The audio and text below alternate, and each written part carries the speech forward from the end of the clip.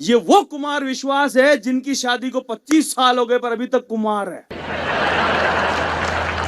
हाँ, बताया जाता है कि जब शादी के लिए लड़की देखने गए तो इनको देखते ही लड़की की मां बेहोश हो गई। पानी के छींटे वीटे दिए, होश में आई, आते ही बोली यही लड़का 20 साल पहले मुझे भी देखने आया था।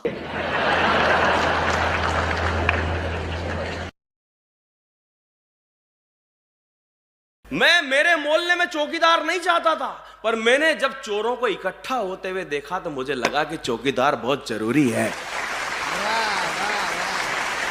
हो सकता है मेरे कवि मुझसे नाराज हो जाए कि यार ये कविता तो इशारों की भाषा है, डायरेक्ट कहने की क्या जरूरत है। अरे इशारे समझते तो 500 साल लगते क्या। वाह, बहुत अच्छे भैया, जिंदाबाद। पिछले दिनों एक सर्वे हुआ। सर्वे से पता चला कि दुनिया में 40% लोग अपनी बीवी से परेशान हैं, जबकि 60% लोगों ने अपनी पत्नी के डर से सर्वे में हिस्सा ही नहीं लिया। वो शादी के 2 दिन बाद दूल्हा उसी ब्यूटी पार्लर में गया जहां से उसकी बीवी ने मेकअप करवाया था। उसने पार्लर वाली मैडम को एक आईफोन गिफ्ट किया, थैंक यू बोला और वहां से चला गया। मैडम ने खुशी के मारे आईफोन का डिब्बा खोला तो उसमें नोकिया 1100 पड़ा था। और साथ में एक पर्ची थी, पर्ची पर लिखा था सेम फीलिंग हियर। एक तहसील है, तो मैं किसनी चौराहे पर रुका, मैंने पूछा भाई साहब तहसील इधर ही है? तो एक आदमी खड़ा था, बोले और का। मैं आगे निकला तो 3-4 दुकानें छोड़ने के बाद एक सड़क थी, मैंने वहां पूछा, मैंने कहा भैया जो तहसील है इधर ही है? बोले और का। तो मुझे लगा मैं आगे पहुंचा तो एक और सड़क थी, मैंने वहां एक सज्जन से पूछा, मैंने कहा ये जो तहसील है इधर ही है?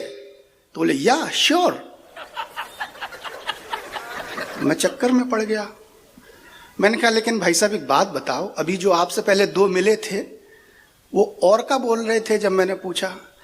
तो बोले अरे वो भाई साहब वो बिना पढ़े लिखे कुबड्डे टाइप के लोग होंगे। तो मैंने कहा आप पढ़े लिखे हैं? बोले और का।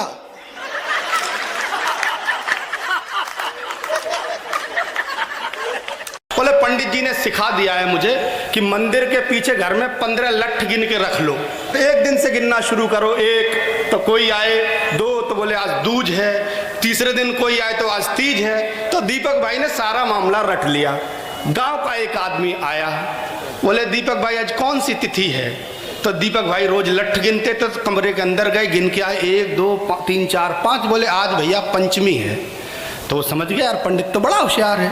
अगले दिन पट्टा फिर आ गया, तो दीपक जी फिर अंदर गए, बोले 1 2 3 4 5 6, बोले आज छठवीं है। तो वो समझ गया कि यार ये तो होशियार। एक गांव का आदमी देख रहा था मामला। दीपक जी कहीं घूमने गए, पीछे कमरे में घुसा और सारे लठ गड्ढमड्ढ कर दिए। और जैसे ही दीपक जी आए तो खड़ा हो गया, बोले दीपक जी आज कौन सी तिथि हो गई? तो दीपक जी उठे, अंदर कमरे में गए तो देखा लठ गड्ढमड्ढ। लौट के आए, बोले लल्ला आज तो घपड़ चौथ हो गई है। अगर संघर्ष सीखना है तो पिता से सीखिए, संस्कार सीखना है तो माँ से सीखिए, झाड़ू पोछा तो बीवी सिखाई देगी। ए माँ, केस है। छोड़ अपना काम कुम, लंबी लंबी फेंकांगा आज, आजा। ठीक से। मेरी माँ ने दहेज में रेल मिलेगी। इतनी लंबी भी कौन फेंकनी। कल मेरा जी कर रहा है दूध में रोटी भेकर खाने को। मैंने टुकड़ा करके रोटी दूध में गिर दी, अरवा की फोटो खींच के फेसबुक पर लगा दी।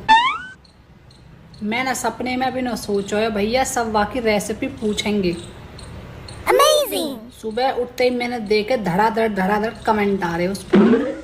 अब कमेंट मैंने लिख रहा के एक पूछ रहा दूध गाय का ले या भैंस का,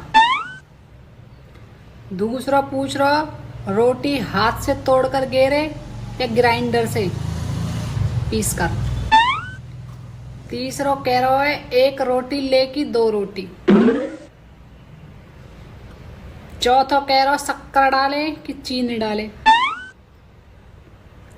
दूध ठंडा ले या गरम ले। एक मानस के चाय एक ऐसा पेय पदार्थ है जो हम भारतीय महिलाओं के लिए बहुत जरूरी है। यूं हमारे लिए किसी दवाई से कम नहीं, इसके बगैर हमारी जिंदगी नहीं।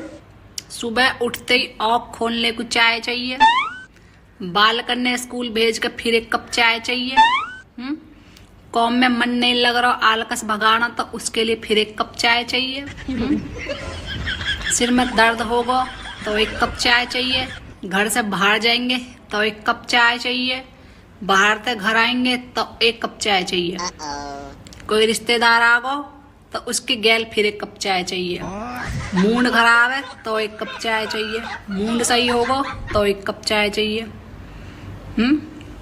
हाई लो, बीपी लो, चिड़चिड़ोपन, हाथ पैरन में दर्द होगा तो एक कप चाय चाहिए, नींद ना आ रही तो एक कप चाय चाहिए।